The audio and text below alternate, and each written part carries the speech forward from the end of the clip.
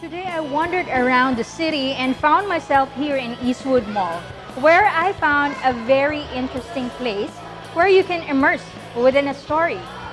So welcome to another episode of Wonder Woman.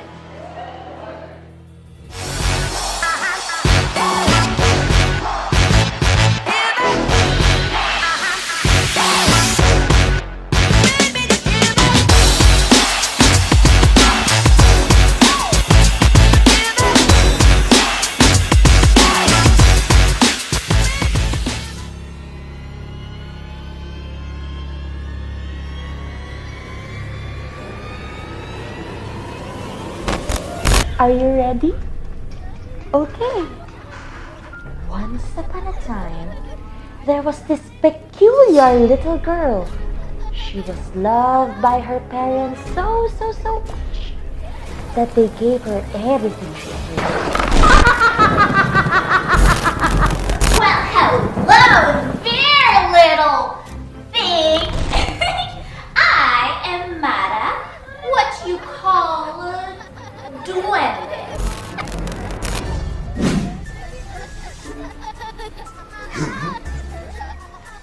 You know what I am? Any guesses? You! Me? No? So.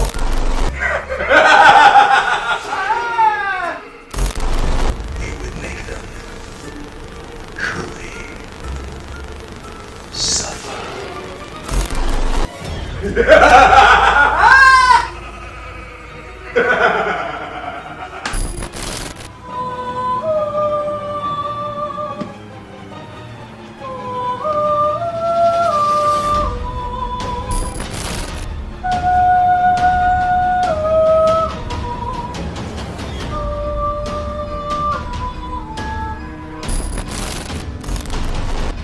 So friends, let me all welcome you to Tipsy Tales.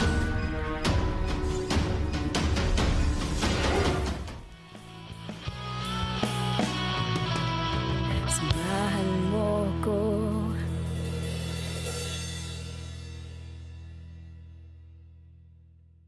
So welcome to another episode of Wonder Woman. We would like to thank Miss Kina for allowing us to feature Tipsy Tales today. You're welcome. Yeah, thank you so much. Kina, tell me more about Tipsy Tales. What's it all about? So, Tipsy Tales is an immersive experience company. We create moments that we hope to bring people together. So, we create like these multi-sensory, multi-linear experiential entertainment wherein audiences don't just watch but they're actually part of the story and they get to play a role in unfolding the narrative. Is this something that's entirely new here in the Philippines? We think so. We think all over the world there are similar productions, but none to the scale and none that focus particularly on Asian culture.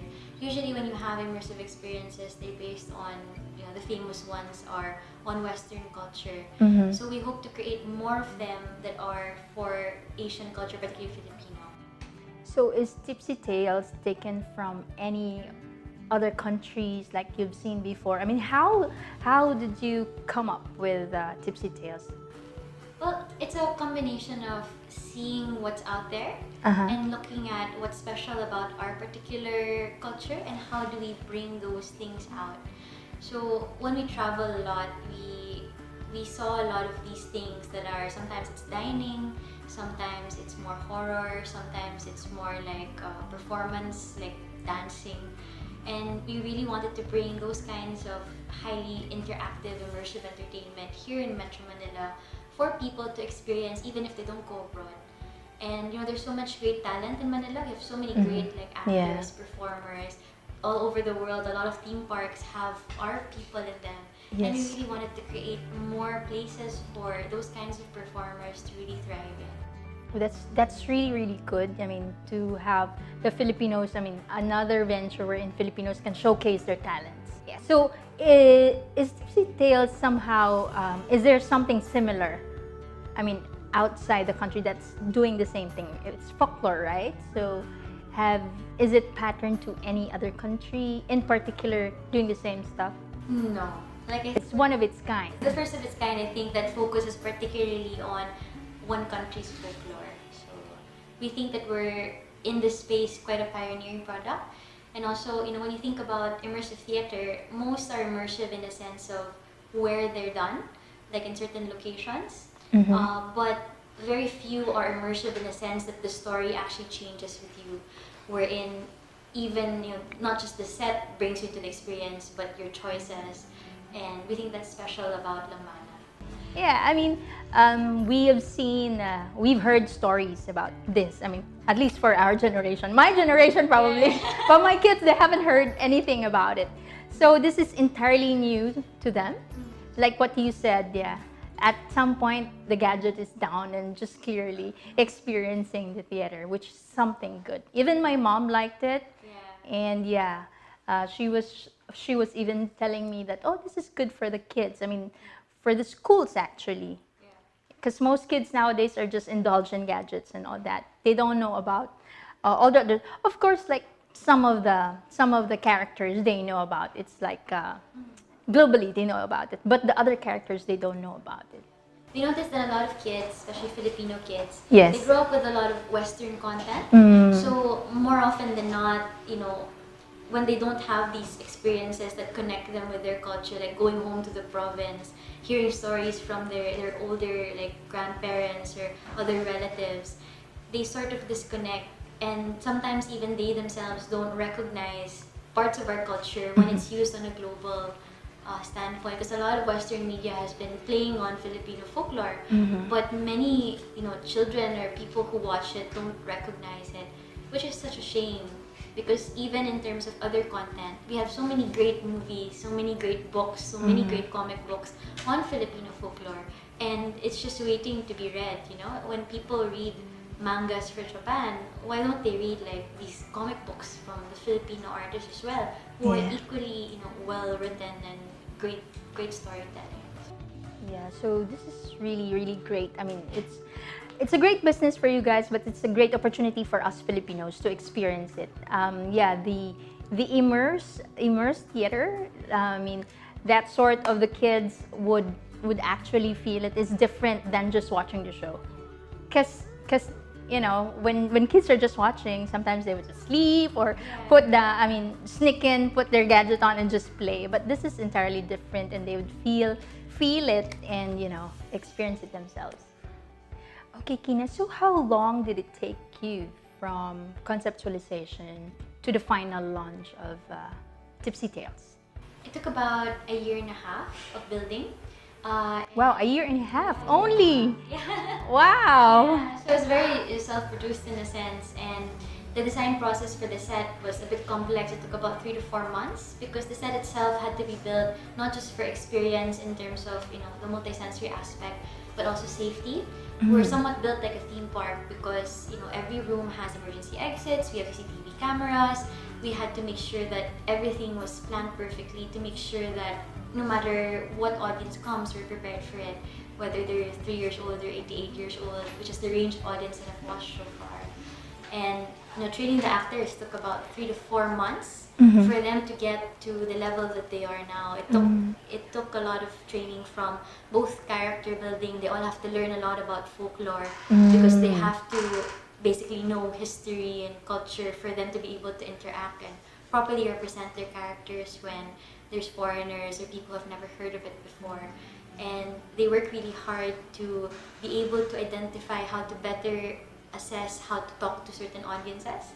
Because different audiences, talking to a children in immersive theater is different from talking to an adult or a senior citizen or a Filipino or a So they have to be versatile at some very sense. versatile, very intelligent, very quick.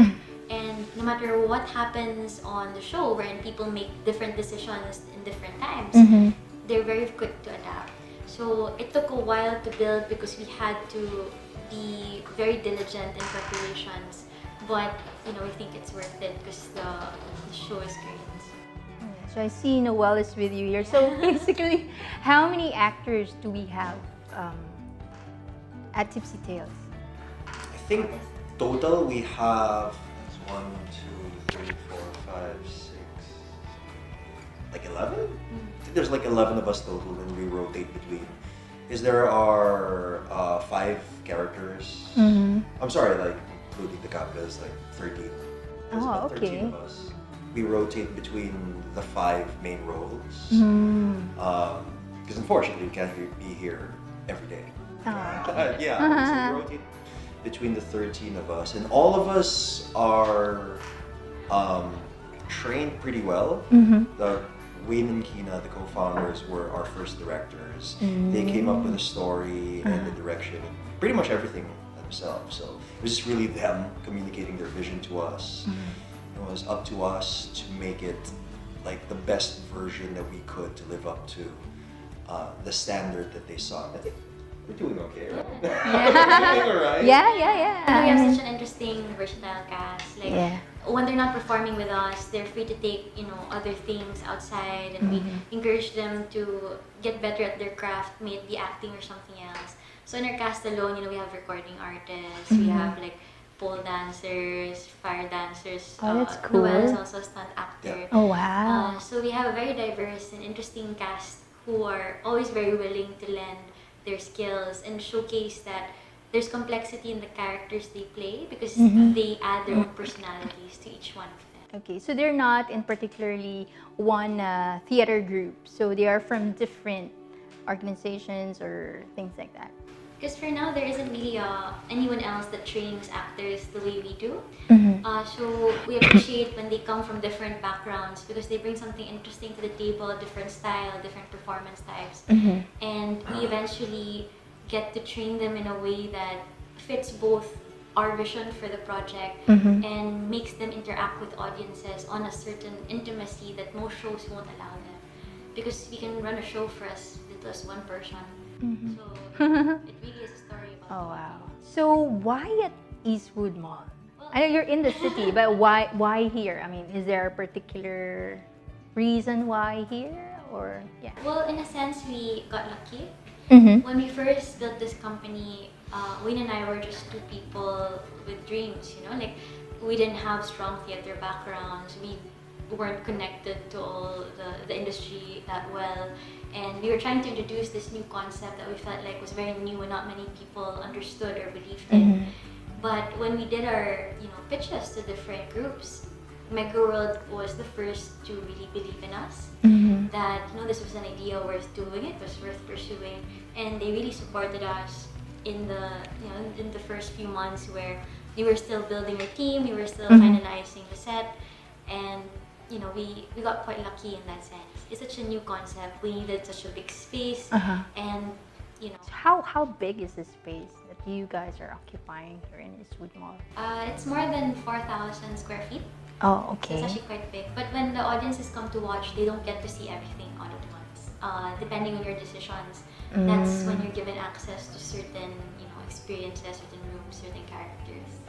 Are you looking at moving the shows to different areas as well, or different provinces? I know at the moment you're starting here at Eastwood, but are you planning to bring the shows outside Manila, outside the city? Yeah, of course. We feel like these kinds of cultural productions, it's a great thing to bring abroad, because it's one way for people who have never been to the Philippines to get a feel of the Philippines in a way that's highly interactive, and it feels like it's really designed for them. And eventually we also want to create like more shows regionally. So imagine going to Davao and going through an experience similar to this, just on Mindanao culture, Mindanao art, Mindanao folklore. The Philippines in terms of culture is so diverse, not just our folklore, but our food, our art, our interior design, our architecture. So if we were to create more cultural productions like this, it would be so interesting to have it in different regions. Yeah, we actually had an audience member like a month ago or something, and she was from San Francisco. And as you know, there's like a lot of Asians and Filipinos in particular in California, San Francisco. After they watched the show, they loved it so much, and they were like, and she was like saying, please bring this to San Francisco so I can show the rest of my family and friends. They would love this. Because like, there's a lot of Filipinos there that were born and raised in the U.S. that don't know a lot about the culture. This is both simultaneously very entertaining, and you learn a lot about folklore and the culture and things like that. So we really love having OFWs, Yes. people who haven't been home for a while, get to do something with their family and friends. It's different and new and still very Filipino. We love seeing older audiences, as old as 88, who come in here feeling like it's their story. It's like reconnecting back to your roots, right? With your family and showing your kids afterwards, having dinner and then telling them about your personal experiences in the province. It's a joy to create experiences that get people talking to each other. Yeah, and that sparks the conversation again. I mean, for like a grandmother telling the story about these things to the grandchild. Yeah. Okay, Noel, I would like to ask you. Yeah. So, you guys just started in August, is that right? We soft opened in July. All right. But yeah, officially to general public August, true.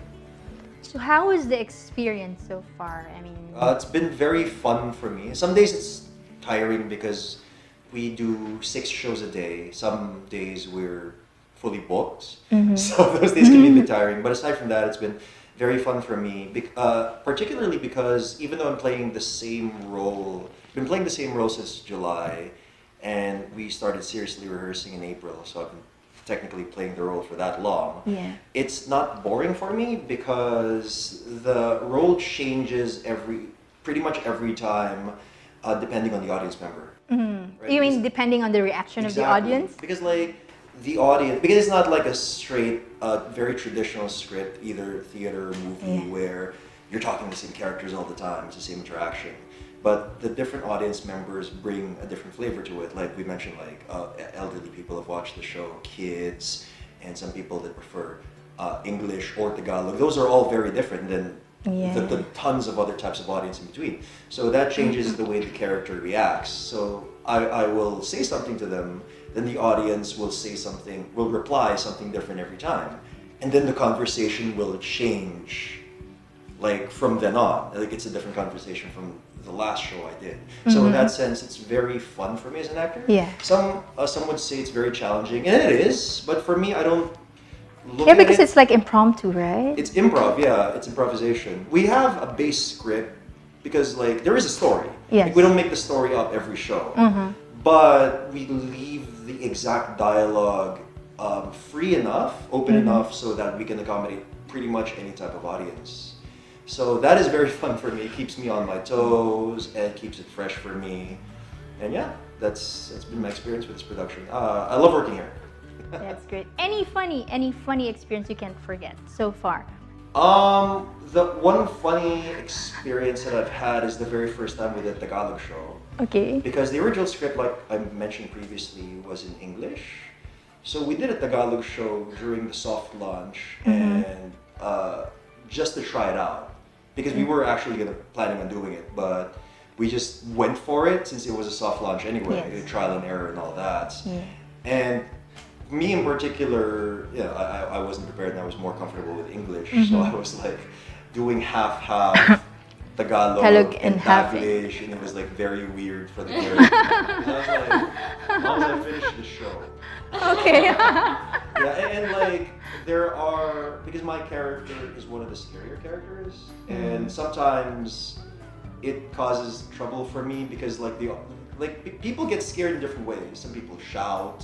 Some people do various things, but there are some people that just freeze, like Literally just freeze? And I was like, okay. So we what can't do you stop. do in that case? Exactly. What do you do if the person Do doesn't move at something, all? right? Yeah. Yeah. But then the audience is freeze, and I'm like, I try to like Mellow down? get them. I don't know, like, get them back in the show, whatever that means. So that's happened to me a bunch of times, and yeah, like there's a lot. I can't say specific things because it's like spoiler stuff. But yeah, there's like I've done a lot of shows since like July, and all sorts of people, and there's a lot. Like one thing I learned from the show is you can never predict people.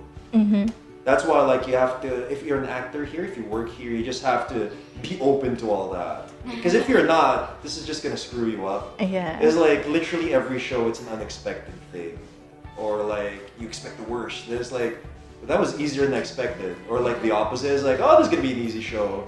Then like after the show, you're like sweating.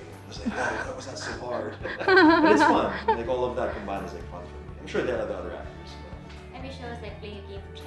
You don't know what the audience Yeah, is. You just have to react. like to it's the same everything. game, but like Yeah. you know, So it makes you more excited, right? it's more exciting than other types of more traditional productions, for sure. At least in my opinion. Like no Yeah. offense to like traditional theater, because I love it. I like grew up and trained in Shakespeare and things Yes, like that. yes. But for me, yeah, because like literally every show is different, despite the fact that it's technically the same show. Because like you know the audience will. Like Kina mentioned earlier, there have been some audience members that have seen the show multiple times. So a lot of audience members will see, oh, what happens if I do this time? So you gotta be Okay, prepared so for they that. get to come back and see Yeah, because it's their what's right. gonna be Yeah. the next thing if I Because did the this. show literally changes depending on what you do.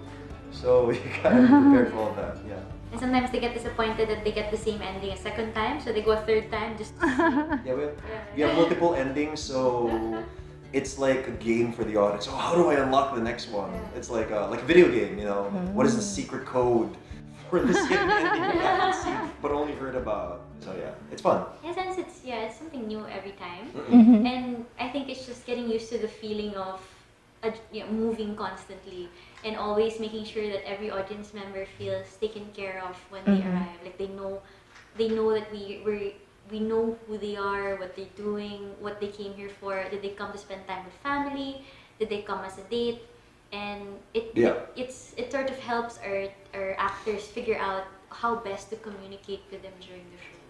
Yeah, because it's still their show, so you gotta like figure out during the show why did they come here?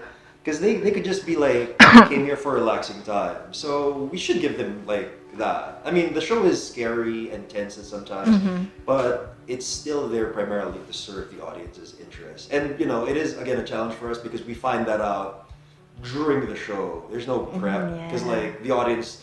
I mean, we do have a questionnaire, but it's not that in depth. Like, do you want a relaxing show? We have to figure that out during the show. But the point is to make the audience very entertained and happy. All right, Noel, can I ask you what's the character you're portraying here in Tipsy Tales? So In Lambana, sorry. That Tipsy Tales presents Lambada, if you want to be super. So I play Nuno Alpas, Okay. and he's a particularly grumpy sort of spirit, and he wants something from you.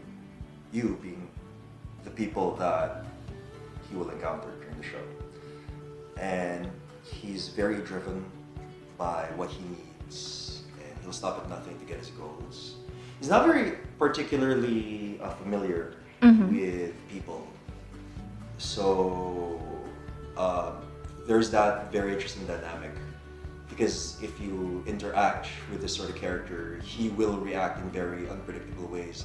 Because he's so used to just being in Lambana and not being in the human world. So like humans are aliens to them. He doesn't know how to interact with you and you don't know how to interact with him. So yeah, that's the fun part about my character. So a different reaction because you live in a different world. Yeah, right? exactly. I'm literally like an alien. Like I don't know what you are, really care. Do you care? I still don't. And so on. So it's like that. But could make him care. Or maybe you don't care as well. I don't know. So that's really how That's for the audience to find yeah, out. because we leave it open-ended enough for that. It's never like exact. Because I don't know, like is he grumpy from start to finish? Or will he warm up to you as a human? So how many type of endings do we have? Oh, can we say Can't that? really tell you. Alright. I thought I can get that. We have at least one. Oh yeah, of course. Yeah, of course. Also because it's constantly evolving. Yeah. The more that we do the show, the more audiences we have, the more times we run it, we see more ways that it could end depending on how different people react to certain scenes or certain moments. So even the endings we have now, some of them weren't there when we first started the show. They just came about after various interactions and us thinking, you know, this is what it would feel like if this person didn't do this, for example. So it's constantly evolving, so the endings don't really have an exact number. So they have to try and try. Yeah. Until they find out how many. Yeah. That's the fun. Like we want every returnee audience to experience literally a different show every time they go. So, But to be honest, sometimes people get one common ending because they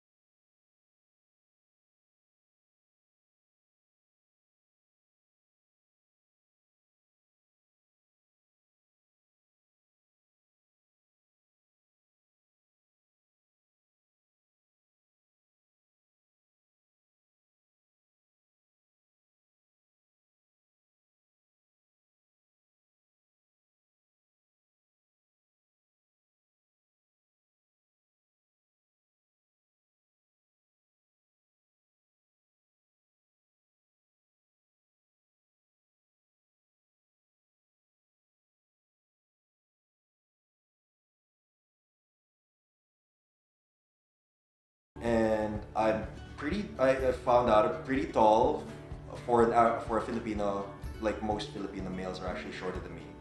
So because I'm like taller and have the athletic background, they were putting me in like stunt roles. And at the time I was like, I didn't know what to do. But like, oh, you can run pretty well or whatever. So I was like, we're gonna put you in these small roles. So I took that seriously. I was like, oh, okay, this is where I fit into the industry. Because as an actor, you have to know where you fit in. Yeah, I mean, there is of course. that temptation, and of course, it's every actor's right to want to be every character or whatever it is. Oh, I want to be a female character next time Yeah. or something. But realistically, the audience, the industry will hire you as a specific type, at least Yes. most of the time. So I took it seriously that, oh, okay, I fit into the action sort of genre. So I trained in it very specifically because like, if you do like martial arts, which I have trained in traditional martial arts, it's very different from screen martial arts. Yeah. So that's why like if you watch the UFC, which is very realistic martial arts, it's different for like The Matrix. Of Which course. is movie martial arts. Yeah. It's a very specific type of training and all of that. Yeah. So I did that and got to shoot a lot of indie action movies, short films, and things like that. Beyond that, I've worked with because there's a bunch of like foreigners, particularly Americans, that like to shoot here because it's cheaper to shoot here versus like a lot of other locations, and it's an English-speaking country, Yes. so they like it here. It's I've easy worked to with a find lot. people. Yeah, there's no like if you go to like China, there's like a giant language and cultural barrier, which is Correct. easily approachable here. So I've done that, done a lot of short films and indie films for Hollywood and things like that. I actually work from time to time with an indie comic book company that has toured me in the US. We've toured like Comic Cons, and that was actually my first professional encounter with improv because they hired me as one of their characters to do events at Comic Cons in the US. So I had to be the character no matter how the audience approached me, Yeah. right? The convention goers. Yeah. And that, unknowingly to me, prepared me for this. For So when this. I auditioned for Kina and Wayne a couple of months back, I was like, oh, I've done this before. And now I'm working here. Wow, great. All right, let's pause for some commercials. Wanderwoman would like to thank the following sponsors: Calligraphy Graphics Design, Al Bernaldez Couture, Clearview Contact Lenses, the Dharma Surya Jaya Townhouses and Residences. All right, so we're back. Kina and the rest of the gang are here now to invite everyone. Please watch Lambana Immersive Folklore Experience by Tipsy Tales. Have your own mystical folklore adventure Here at the 4th floor in Eastwood Mall. Catch us on the net at tipsytales.ph. We'll be waiting for you, humans.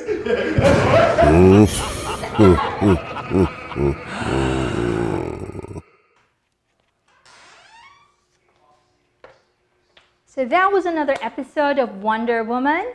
It was just heartwarming to reconnect back to your old roots. So for all you guys wanting to see and feel and experience the folklore stories way back from our great-great-great-great-grandmothers, grandfathers, just visit Tipsy Tales here at Eastwood Mall. It's at the 4th floor, so see you there.